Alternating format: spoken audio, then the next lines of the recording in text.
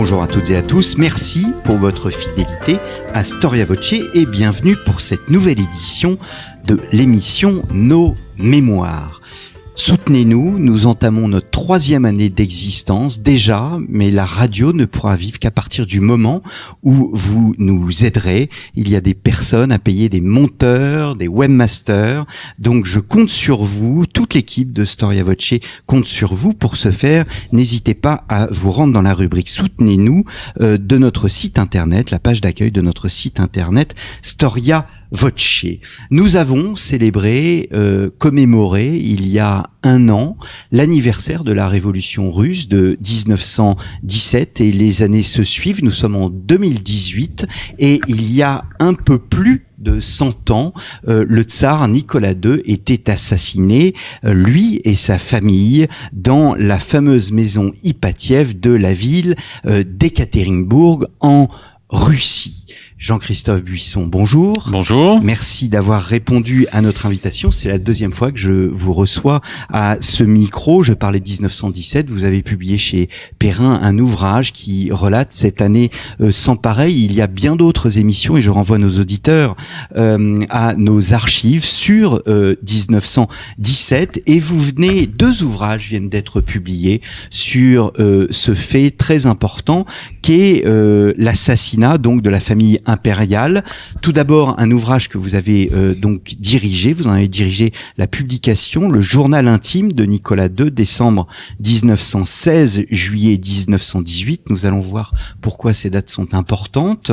Donc les derniers jours du dernier tsar, et un autre publié chez Perrin, et un autre livre publié aux éditions des Sirtes. Ils ont tué le tsar de Nicolas Ross. Il s'agit de la publication, ni plus ni moins que des témoignages des bourreaux. Nicolas Ross étant docteur en histoire et spécialiste de l'histoire russe. Vous-même, Jean-Christophe, vous travaillez pour Le Figaro, vous êtes un spécialiste des mondes slaves, on peut le dire.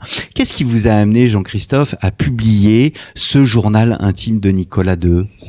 Je crois que ça va un petit peu dans la continuité effectivement des travaux que j'essaye de poursuivre depuis une vingtaine d'années sur le monde slave, notamment la Serbie et la Russie. Et effectivement, lorsqu'on travaille, comme je l'ai fait l'année dernière, il y a plusieurs années, sur la révolution russe, sur cette année 1917 en Russie, qui a été un événement considérable, et bien entendu, on va dans la continuité et on se demande ce qui se passe dans les mois suivant l'instauration du régime soviétique en Russie, et on tombe évidemment sur cet événement crucial dans l'histoire de la Russie, mais aussi dans l'histoire du monde, qui nous parle tout particulièrement nous autres Français, parce que évidemment il renvoie à ce que nous avons fait nous-mêmes à Louis XVI en 1793, en considérant, en tout cas ceux qui avaient pris le pouvoir, les révolutionnaires, qu'il fallait se débarrasser du symbole de l'ancien régime. Et la démarche suivie par Lénine et Trotsky et Sverdlov, qui sont à l'origine de l'assassinat du tsar, de Nicolas II, est bien vraiment dictée par cette fascination, cette admiration qu'ils ont pour la Révolution française, avec l'idée qu'il faut faire encore plus, aller plus loin, et ne parvenir au sommet du pouvoir que en allant plus loin dans la terreur, plus loin dans la violence que l'ont fait les révolutionnaires. Lénine et Trotsky se disent que si la Révolution française a finalement échoué, puisque le pouvoir a échu à un dictateur, Napoléon Bonaparte, à son issue, c'est parce qu'on n'était pas allé assez loin. Et donc le minimum, c'est de se débarrasser de ce que Lénine appelle le drapeau vivant de l'ancien régime, à savoir Nicolas II. Donc Nicolas II, après avoir été arrêté puis interné dans son palais de Tsarskoye-Selo, est envoyé une première fois en Sibérie, puis à Ekaterinbourg, et un jour Lénine décide qu'il faut s'en débarrasser. C'est cette nuit du 16 au 17 juillet où, avec toute sa famille, il est froidement exécuté par des tchéquistes, en fait, des bolcheviks, qui ont eu ordre de Moscou. Même si on n'a pas la trace écrite, il est évident qu'il y a eu un ordre de Moscou d'exécuter toute la famille et même leurs petits chiens présents dans cette maison Ipatiev d'Ekaterinbourg. Alors nous allons revenir bien évidemment sur cette fameuse nuit. Je dis pour nos auditeurs donc que ce journal intime de Nicolas II, vous l'avez préfacé, vous l'avez annoté parce qu'il y a de nombreux personnages qui interviennent, et à la fin vous avez publié le texte Ekaterinbourg 17 juillet 1918 que vous avez écrit et qui est tiré d'un autre ouvrage, ouvrage qui raconte tout simplement les assassinats politiques qui ont eu lieu dans l'histoire. Et donc, vous avez travaillé, vous, sur cet assassinat du 17 juillet 1918. Le journal intime de Nicolas II, en tous les cas celui publié chez Perrin, ce n'est pas la première fois qu'il est publié. La première fois, il a été publié chez Payot, il faut dire cela, dans les années 30, mais il n'avait pas été réédité depuis, premièrement. Et deuxièmement, ce journal intime est un extrait. C'est-à-dire que Nicolas II commence son journal intime dès 1881. Oui, à l'âge de...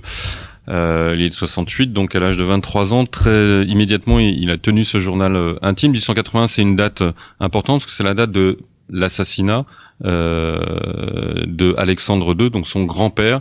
Et vous savez, il y a cette photo qui est très connue où on voit après l'attentat contre Alexandre II, qui n'est pas mort sur le coup, il est dans une pièce et toute la famille vient et on voit le futur Nicolas II en tenue de marin, c'est-à-dire la tenue qu'a son propre fils Alexis le petit Tsarevitch en 1918, qui assiste à l'agonie de son grand-père, qui est vraiment frappé et impressionné par cet événement.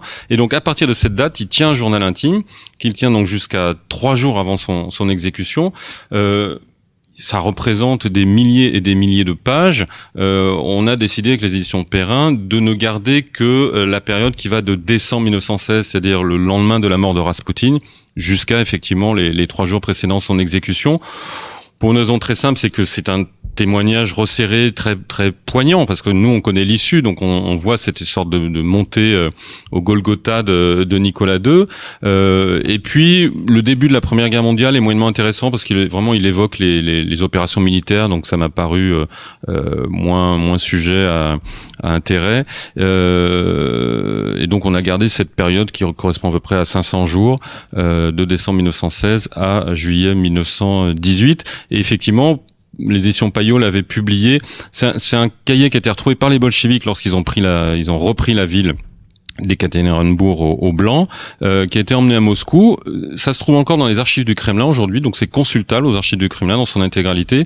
Et ça a été publié en Russie dans les années 20, donc à l'époque de l'Union soviétique, sans doute parce qu'on estimait que ça montrait un visage de Nicolas II qui paraissait intéressant au pouvoir soviétique, en cela qu'il ne démontre pas l'autorité, le charisme d'un homme d'État exceptionnel, c'est le moins qu'on puisse dire.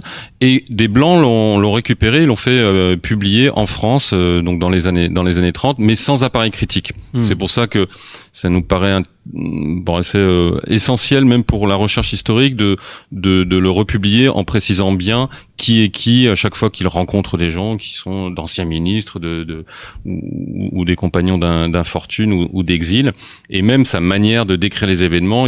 L'idée c'était toujours le remettre en perspective en disant ce jour-là il y a la révolution à Pétrograd, et lui il est en train de consulter le ciel pour savoir s'il va faire beau aujourd'hui. Ça dit quelque chose de son caractère. Alors le tsar parle le français, il parle l'anglais, l'allemand. Le texte est rédigé en quelle langue?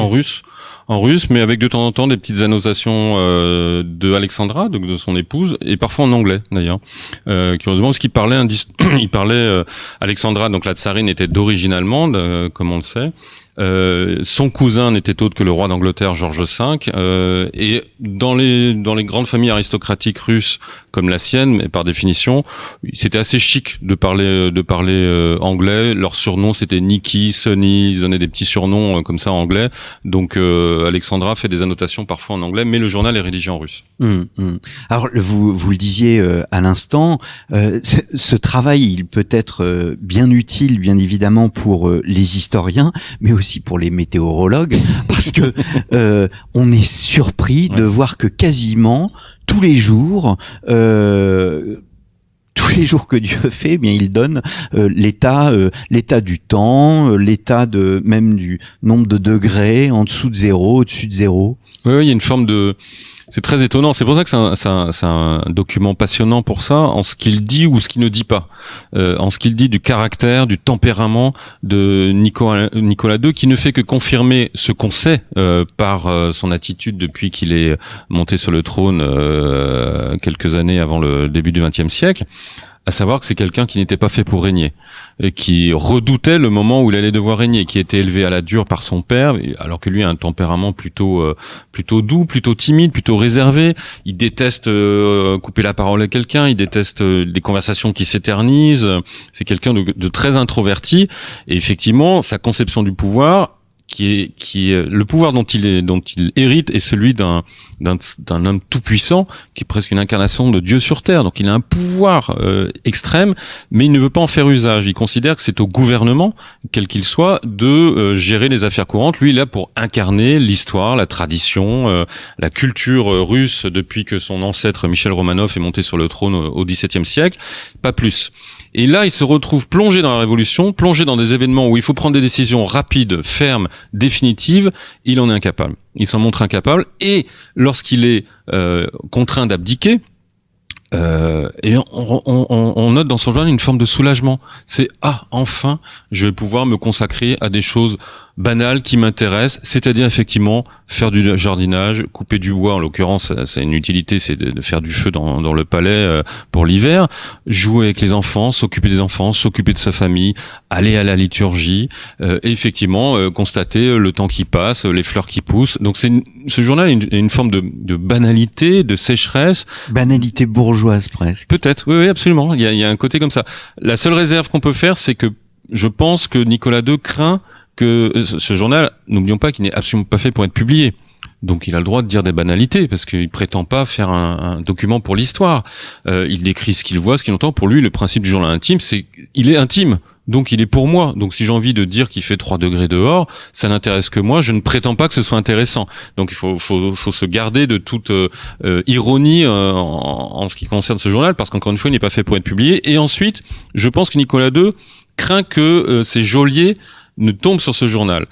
Et s'il tombe sur ce journal et qu'il voit des horreurs, ce qu'il pense vraiment de ces geôliers, notamment des bolcheviks à partir du moment où la révolution a eu lieu, il craint que ça puisse nuire et à lui et à sa famille. Il n'a pas du tout intégré l'idée que les gens qui l'ont fait prisonnier vont sûrement l'exécuter. Il est encore dans une idée que peut-être il va être libéré à un moment donné, envoyé en exil. Il se dit ça serait quand même dommage que parce que dans mon journal je dis que mes geôliers sont des êtres malfaisants, que je sois puni, condamné pour cette raison. D'où cette banalité qu'on retrouve dans ce journal pour ces raisons-là, je pense. D'ailleurs, il brûle plusieurs de ses papiers quand il est lors de son premier séjour à Tsarskoye Selo. Il brûle plusieurs de ses papiers juste après son abdication. Oui, absolument. Donc il y avait peut-être des éléments notamment très critiques sur son entourage. D'ailleurs, c'est un des moments où il se laisse un petit peu aller des confidences, où il sort un petit peu de ses gonds, ce qui est quand même rarissime. C'est lorsqu'il abdique en disant tout autour de moi n'est que lâcheté, fourberie et trahison. On sent que là, il s'est allé au-delà. Pourquoi ? Parce que les grands généraux, les grands politiques, les grands ministres qui l'entouraient, qui pour le coup était très fatigué par les décisions parfois incompréhensibles prises par Nicolas II et son épouse sous l'influence de Raspoutine dans les premières années de la guerre. Eh bien, ces gens-là ne l'ont pas soutenu effectivement au moment où il il fallait prendre des décisions fermes et peut-être brutales contre la révolution, contre les émeutes en cours à Petrograd. Eux-mêmes ont considéré que, après tout, c'est peut-être Nicolas II qui n'allait pas. Il s'était mal comporté avec eux les précédentes années, puisque Nicolas II était capable de changer de Premier ministre ou de ministre de l'Intérieur juste parce que Raspoutine avait dit « celui-là est méchant contre moi », et que toute cette aristocratie, tous ces ministres en avaient assez de cette façon de gouverner, et donc avaient décidé de passer la main en se disant après tout que le gouvernement suivant sera peut-être plus à même de gérer correctement cette guerre qui s'enlisait et cette absence de reconnaissance du pouvoir de la Douma, du pouvoir parlementaire, dont tout le monde était un petit peu fatigué. Alors il y a un inconnu, vous le disiez, une inconnue, ce sont ces geôliers. On connaît ces geôliers. En revanche, on n'a pas l'impression. Oui, il y a une absence de liberté, mais ils vivent ils semblent vivre très bien. Même, je crois que c'est à la Pâques de 1918. Ils mangent à leur faim, ils peuvent recevoir des courriers, ils peuvent envoyer des courriers. Alors, il faut distinguer plusieurs périodes. De la Révolution de février jusqu'à fin juillet 1917, ils sont effectivement à Tsarskoye Selo, dans leur palais, avec des gardes qui sont parfois des gardes qui connaissent depuis de longues années, qui étaient dans des régiments, donc ils sont plutôt bien traités. Simplement, il y a une sorte d'inconnu, ils savent pas très bien quel sort va leur être réservé. Ils voient très souvent Alexandre Kerensky, qui est le ministre de la Justice, puis le président du gouvernement provisoire, avec qui ils s'entendent plutôt bien, qui envisagent de les faire s'exiler en Angleterre ou ailleurs. Donc pour l'instant, à ce moment-là, ils sont dans une situation relativement tranquille. Début août 1917, Kerensky les fait envoyer en Sibérie, à Tobolsk. Pourquoi là-bas ? Parce que Kerensky, les bolcheviks n'ont pas encore pris le pouvoir, sent que ça chauffe beaucoup à Petrograd, qu'il peut se passer des événements. Il y a eu des émeutes en juillet, justement, encadrées par les bolcheviks. Et Kerensky, qui s'est vraiment attaché à la famille impériale. Il est très présent, en fait, dans le journal. C'est peut-être le personnage le plus présent. Absolument. Alors que c'est quand même lui qui a fait la révolution de février. Je vous rappelle qu'en février, il y a aucun leader bolchevique à Petrograd. Trotsky est à New York, Staline est en Sibérie et Lénine est en Suisse. Donc c'est vraiment Kerensky qui fait la révolution de février, qui renverse le tsar, mais qui a une forme de respect pour lui et qui fait vraiment tout pour qu'il soit préservé des excès possibles que la révolution pourrait générer si elle dérape. Donc on l'envoie à Tobolsk, et à Tobolsk il arrive dans une ville qui est assez paisible, qui est pas très révolutionnaire. Ils sont installés dans une maison. Il est parti en train avec des centaines de bagages, avec des domestiques, avec beaucoup d'argent, avec des lingots d'or, et il est installé comme ça avec une partie de sa domesticité, et cette situation perdure jusqu'en octobre. Octobre, révolution. Les lendemains de la révolution russe qui a réussi à la révolution bolchevique, du coup d'état bolchevique de Petrograd, là il y a une petite tension. On commence à diviser par deux le nombre de ses domestiques. On commence à lui demander de payer sa nourriture. Sinon, il en a moins. Il commence à avoir des petites vexations sur la famille. Donc la situation quand même commence à se tendre à partir de la fin de l'année 17. Et puis, à mi-18, en avril 1918, il est décidé de les envoyer à Ekaterinbourg. Là, qui est une ville industrielle, une ville rouge, une ville tenue par un soviet très violent. Et là, on comprend que la situation va vraiment empirer. Et lorsqu'ils arrivent dans cette fameuse maison Ipatiev, il y a une palissade autour d'eux, autour de la maison, soi-disant pour les protéger des excès de la population. Ils n'ont quasiment plus le droit de sortir de la maison pour aller à l'église, qu'ils pouvaient faire à Tobolsk. On voit quand même un resserrement des boulons qui va aller progressivement jusqu'à fin juin 1917, où là on va carrément changer la garde, qui est devenue de plus en plus insolente, de plus en plus violente, de plus en plus brutale. Des vexations se multiplient. Quand les filles du tsar vont aux toilettes, les gardes laissent la porte ouverte pour les regarder. Enfin, il y a vraiment on sent que la situation est devenue de plus en plus pénible pour eux. Ils n'ont pas toujours de quoi se nourrir, ils n'ont pas toujours de quoi se chauffer. Et puis fin juin 1918, là, il y a un changement de garde. Les gardes avec qui ils avaient fini par entretenir des relations, même si c'était des bolcheviks, c'était des ouvriers de la région, donc plutôt des rouges, mais avec qui ils avaient fini par discuter. Et bien là, changement de garde, arrive ce qu'ils pensaient être des Lettons, qui sont en fait des Hongrois, ouais. Et en fait sont des membres de la Tchéka. Et là, nous lecteurs, on comprend que si on met des tchéquistes dans la maison, c'est pas pour faire une surveillance comme d'habitude. Tchéquistes, c'est des assassins. Tchéquistes sont là pour tuer les symboles de l'ancien régime. Aujourd'hui, ça va être la famille impériale. Demain, ça sera les princes, les aristocrates. Je vous rappelle que tous les membres de la famille Romanov qui sont restés en Russie en 1917-1918 ont été exécutés. Tous. Les seuls qui ont survécu sont ceux qui ont pu s'échapper. Effectivement, la sœur de Nicolas II, sa mère, qui a réussi à partir à l'étranger. Mais les autres, tous ont été exécutés, et notamment par les tchéquistes, et ensuite ce sera les aristocrates, et puis ce sera les bourgeois, et puis ce sera les paysans riches, les koulaks. Voilà, on sent bien le processus de terreur mis en place, et on peut le lire à travers effectivement ce journal. On voit la violence crescendo par ces petits gestes de plus en plus désagréables à l'encontre de la famille. Alors vous expliquez que justement après la première révolution, on pense à un procès. Or, après la deuxième révolution, la révolution bolchevique, là pour le coup, on ne parle plus vraiment de procès. Si on continue à en parler, parce que je pense que Lénine notamment n'est pas contre l'idée.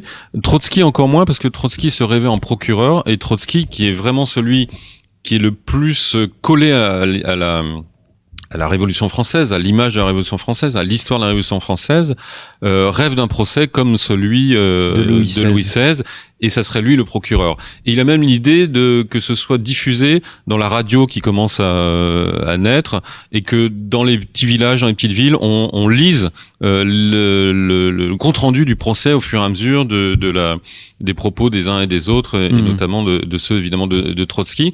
Et puis finalement Lénine et Sverdlov décident qu'il n'y aura pas de procès. Pourquoi ? Sans doute parce que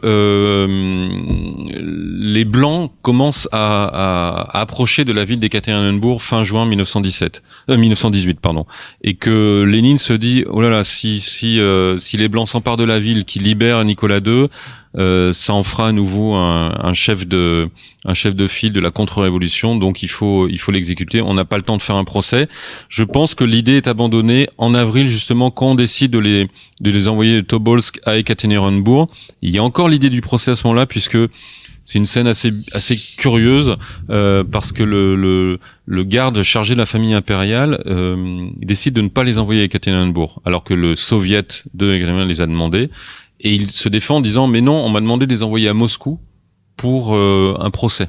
Et en fait, comme le train part de plus en plus à l'est et que Ekaterinbourg était à l'ouest de Tobolsk, on se dit oh là là, il y a quelque chose de curieux. Si ça se trouve, il est en train d'envoyer la famille impériale à l'est, peut-être à Vladivostok, peut-être au Japon, peut-être chez les Blancs. Donc c'est là où on intervient pour bien les emmener à Ekaterinbourg. Et là, je pense que l'idée du procès est abandonnée à ce moment-là. Ouais. Et vous mentionnez le fait que au départ, il était prévu de tuer le tsar, son fils, mais absolument pas les femmes. Oui, alors on voit bien que l'événement a eu lieu dans une forme d'improvisation, que effectivement c'est le soviet d'Ekaterinbourg qui décide de l'exécuter, sans doute. Non pas sur recommandation de Lénine, mais depuis le début, ils veulent exécuter la famille. On ne sait pas très bien dans quelles conditions, mais il faut tuer le tsar. Et puis à partir du moment où Lénine n'interdit plus qu'on les exécute, il considère que ils ont le droit de les exécuter. Et c'est compliqué quand même de monter une opération, parce que ils sont pas sûrs qu'il faille que tout le monde soit au courant de cette exécution, que si leurs corps sont préservés, ça peut devenir un lieu de pèlerinage. Les Blancs ne sont pas très loin. Donc on sent dans l'exécution de la famille une forme d'improvisation. Ils sont tous là, on va tous les prendre, on les met dans la cave et on tire dans le tas. C'est exactement ce qui va se passer. Revolver et pistolet, on va même les achever à coups de baïonnette, parce que notamment les archiduchesses avaient pris des coussins dans lesquels ils avaient ils avaient mis leurs bijoux pour se protéger, donc pas pour se protéger d'ailleurs, mais qui du coup les ont protégés de certaines balles. Donc il a fallu en achever certains, et parfois à la baïonnette, y compris le petit chien du tsarevitch. Donc on voit bien que il y a une forme à cette époque, on est au début de la guerre civile, donc une forme de chaos, et que les exécutants, les bourreaux, les tchéquistes qui sont là, eux, procès, famille, symbole, ils s'en fichent, ils sont là pour tuer, ils tuent.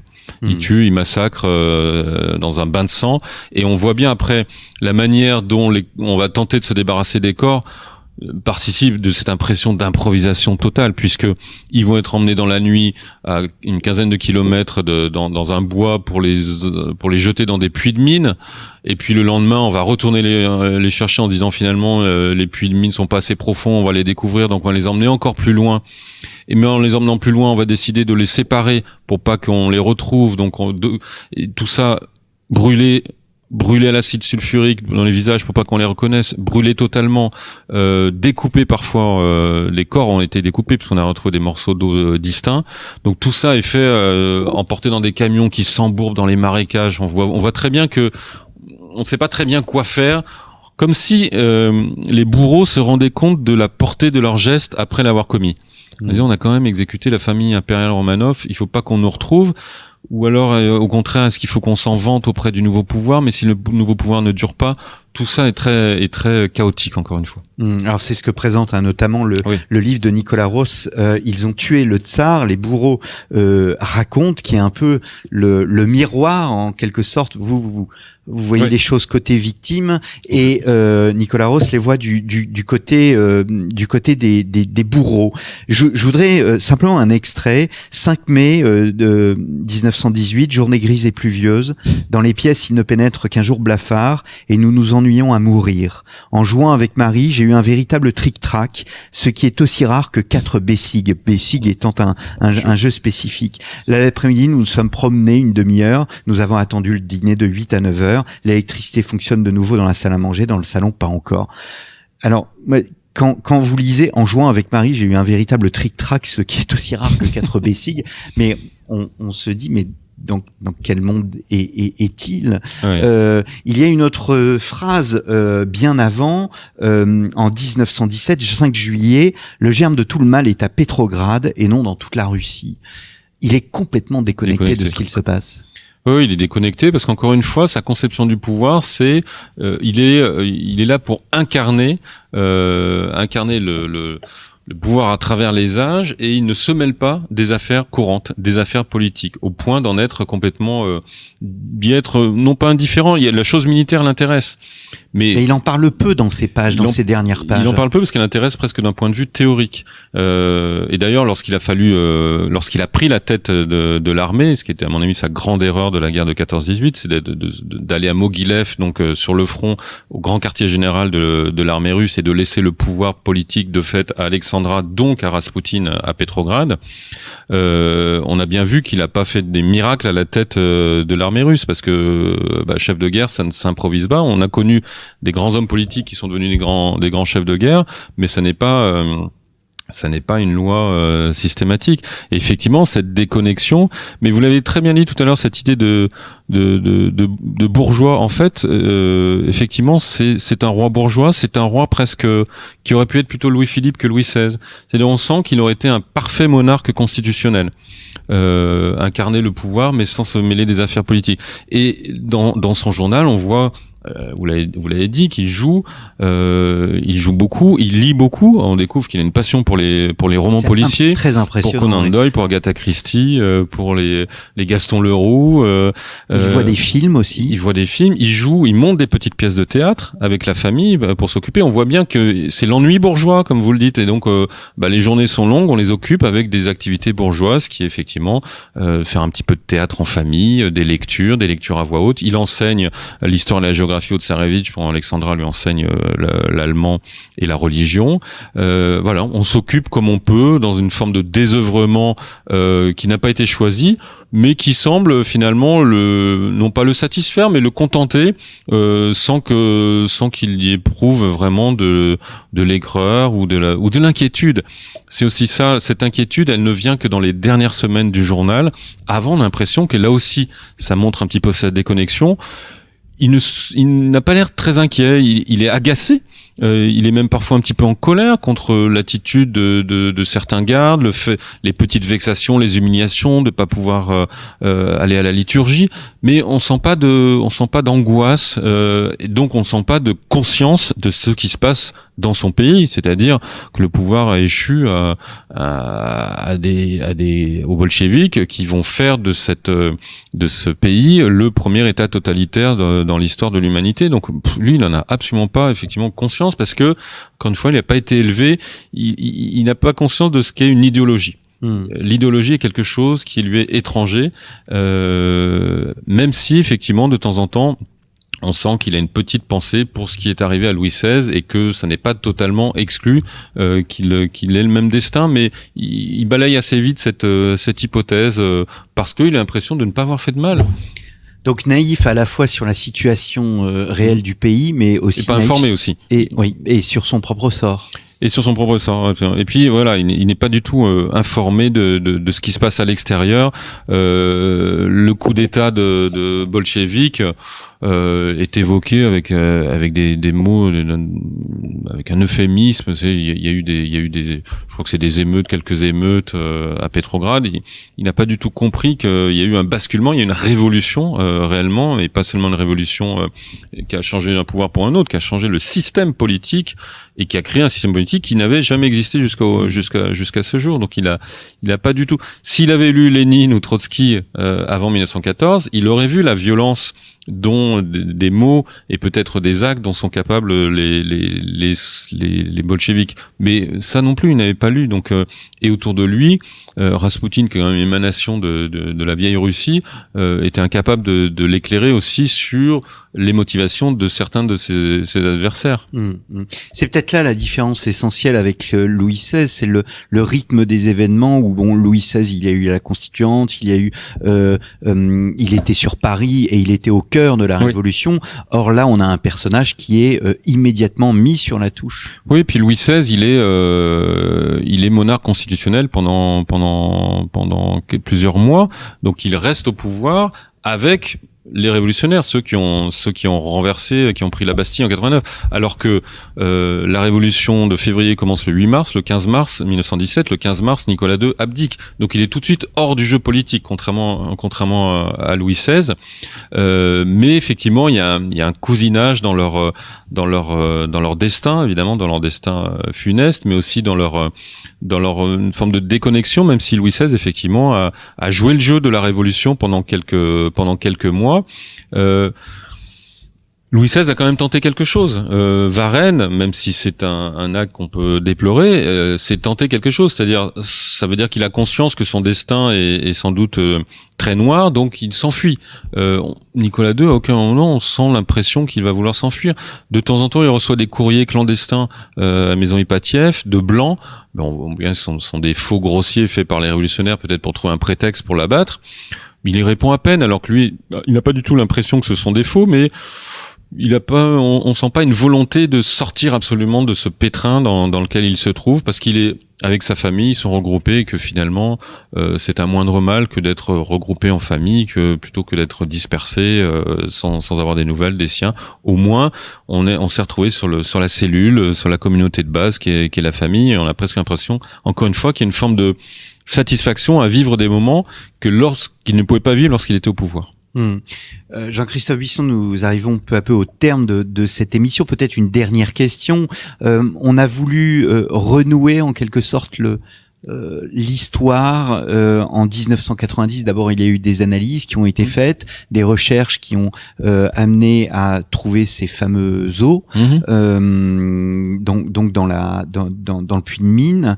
Et puis en 1998, il y a 20 ans très exactement, le 17 juillet, pour le coup, le pouvoir russe a souhaité, alors non pas en grande pompe, mais avec une vraie volonté, une certaine solennité quand même, parce que Boris Yeltsin était présent, finalement était venu assister quand même à effectivement l'inhumation officielle en forteresse Pierre et Paul de Saint-Pétersbourg de la famille impériale, en tout cas des 5 membres dont on avait la certitude qu'il s'agit de ceux de Nicolas, Alexandra et leurs enfants, et puis les 2 autres ont été retrouvés quelques mois plus tard et certifiés comme étant les restes. Donc toute la famille impériale maintenant repose à Saint-Pétersbourg. Effectivement, Boris Yeltsin avait fait les choses en grand, même si l'Église orthodoxe, elle, avait refusé de s'associer à ce moment-là de trop près à l'événement,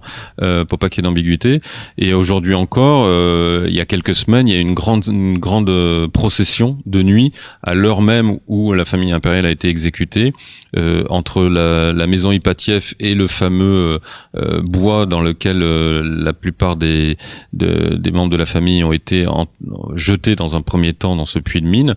100 000 personnes quand même, 100 000 personnes de nuit au flambeau ont rejoint ce lieu qui marque le symbole de ce massacre de la famille impériale et de la fin d'une histoire multiséculaire, pour entrer dans une nouvelle qui était une nuit qui s'est achevée donc en 1991 en Russie, et dont Vladimir Poutine est un petit peu l'héritier, qu'il le veuille ou non, même s'il garde ses distances et avec les révolutionnaires et avec les Romanov. On sent bien que les ors du pouvoir, son statut, même si son origine de KGBiste le signale comme étant plutôt proche des révolutionnaires de 1917, eh bien il a compris qu'il fallait réconcilier d'une certaine manière les Russes avec eux-mêmes, les blancs et les rouges, qu'il n'y avait plus de blancs et rouges aujourd'hui, il y avait juste des Russes qui sont les héritiers chacun d'une histoire personnelle, familiale ou politique antagoniste, mais que le sujet n'était plus là. Le sujet, c'était d'être ensemble aujourd'hui dans un seul et même pays, réconcilié, si tant est qu'on puisse parvenir à la réconciliation totale, compte tenu des millions de morts qui sont à déplorer dans cette histoire. Pour nos auditeurs, nous enregistrons cette émission quelques semaines après le centenaire, donc de 2018. Peut-être une dernière question. Vous êtes allé à Ekaterinbourg ? Non. La maison Ipatiev. Alors c'est devenu une église. Elle a été rasée d'ailleurs sur ordre de Yeltsin, je crois. C'est ce qui explique aussi sa repentance, son esprit de repentance lorsqu'il a fait les choses en grand pour la cérémonie dont on parlait tout à l'heure. C'est que la maison a été rasée, la maison Ipatiev, et sans doute à l'époque pour pas que ça devienne un lieu de pèlerinage. Moyennant quoi, depuis, c'est devenu, on a bâti une église, une grande église sur le lieu même, qui est devenu par définition un lieu de pèlerinage à Ekaterinbourg. Mais le vrai lieu symbolique aujourd'hui, c'est la fosse Ganina, c'est-à-dire là où les corps ont été jetés une première fois à 15 kilomètres de Ekaterinbourg. C'est vraiment là où il y a un monastère aujourd'hui, où on peut venir se recueillir sur ce lieu, même si encore une fois les eaux maintenant sont à la forteresse Pierre et Paul à Saint-Pétersbourg. Merci beaucoup. Merci à vous. Jean-Christophe Buisson, journal intime de Nicolas II, décembre 1916, juillet 1918, donc présenté et annoté par vous. Et je mentionne également le livre Nicolas Ross, donc ils ont tué le tsar, les bourreaux racontent, un livre paru aux éditions des Sirtes. Merci chers auditeurs pour votre fidélité et à la semaine prochaine pour une nouvelle émission de Storia Voce.